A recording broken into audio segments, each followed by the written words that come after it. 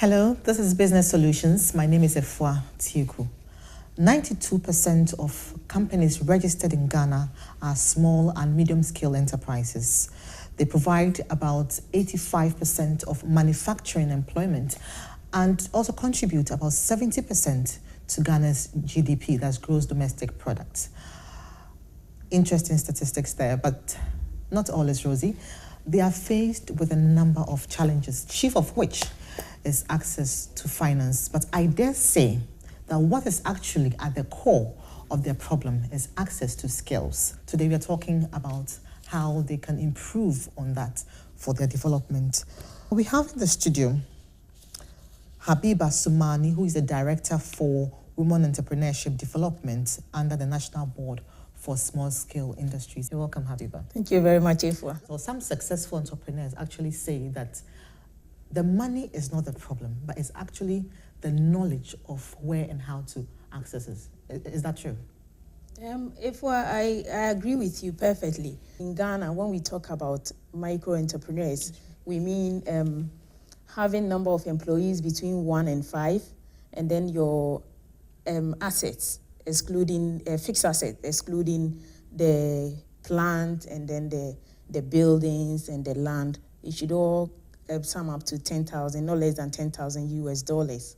And then when we talk about our small scale enterprises, we mean having number of employees between 6 to 29, and then your fixed asset, excluding your plant, your equipment, your land, shouldn't be less than 100,000 US dollars.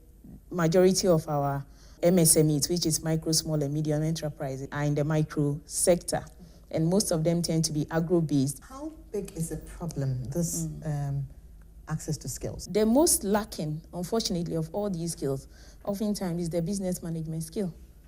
Because the motivation to go into business for most people in Ghana is to make money. So they learn the basics, how to do or how to manufacture. And then they ignore the fact that you may not be the best entrepreneur, or you may not have the best skill, you may not be a risk taker, but these are other characteristics that you could learn.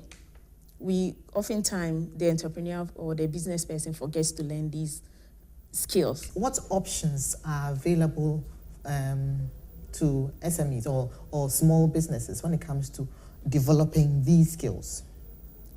Yeah, world over, and especially for developing economies such as Ghana, the options available is two-way.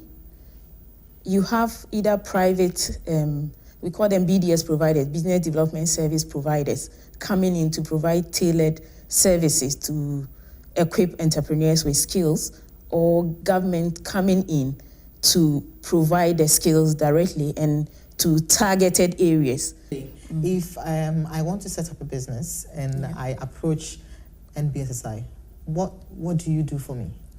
First of all, when you approach us, you would, if you have an idea which you are yet to implement, we'll walk you through the idea. We'll be able to understand your motivation, the skills that you have currently, and then looking into the future, whether the idea is marketable, what other skills improvement we will need to provide, what are some of the auxiliary services that we can help you with, maybe facilitating access to registering your business, for instance. If it's a product, we'll help you to go through the certification, and so on and so forth.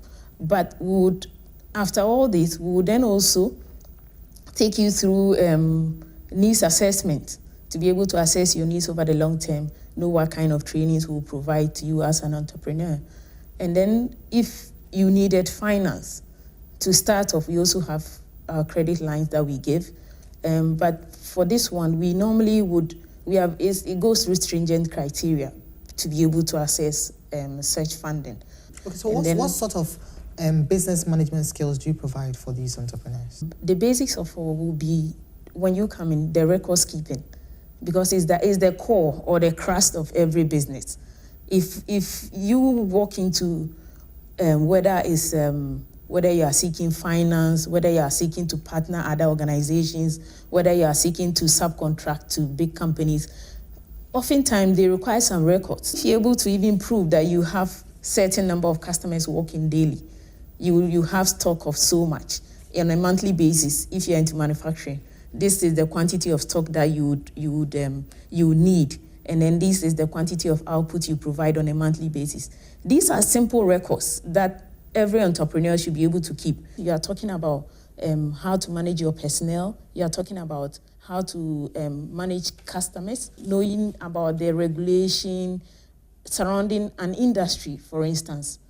It all adds up to your management skills when it comes to businesses. Then we move on to the other skill which most entrepreneurs seek at the onset, which is the technical skills. For instance, if they want to go into the manufacturing of any product, assuming I want to go into fabrication of metal, the topmost priority would be to learn how to cut and join metals into nice designs. So that would be my topmost priority.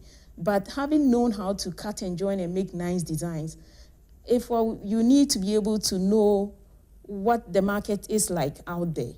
Who would buy my product? How much of it would they desire? In what shapes and sizes? In what colors would they desire to have the product? Where are they based? How do I price the item? How do I make reasonable return on the investment? These are all surrounding business management. And these are skills that an entrepreneur or a business person needs to know. You should have separate books to keep all these. And then you may not be a finance person or an accounting person, but you should be able to know how to manage personnel, and you should be able to pool resources to your business to help you keep these records as a business person.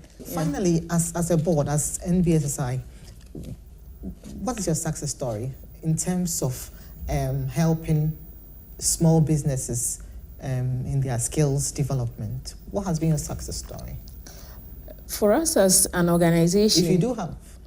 Yes, we do. Good.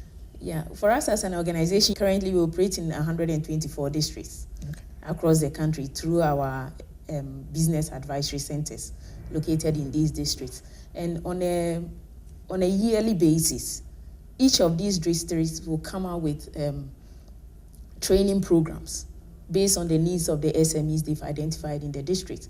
So you can talk about manufacturing from pottery making, basketry, carpentry, hairdressing, catering, interior decorators. All these businesses, we've provided support to them. And they are doing well? And they are doing well. Majority of them are doing well. Do these services cost the entrepreneur? Do they have to pay? If you recall, I said that government is playing a key role in providing these skills. So it's not at the market rate if they pay any amount at all. Thank you very much, Habiba, for coming in to talk to us about how small businesses can improve upon their skills and develop. So we've been speaking with Habiba Sumani, who is the Director for Women Entrepreneurship Development under the National Board for Small Scale Industry. We've been talking about access to skills, which is a major, major problem for small businesses. We've looked at 3 skills: entrepreneurial skills, the business management skill, and the technical skill. And what you should be looking out for mostly is the business management skill, because that is the problem line. So we thank you so much for joining us for Business Solutions. Bye-bye.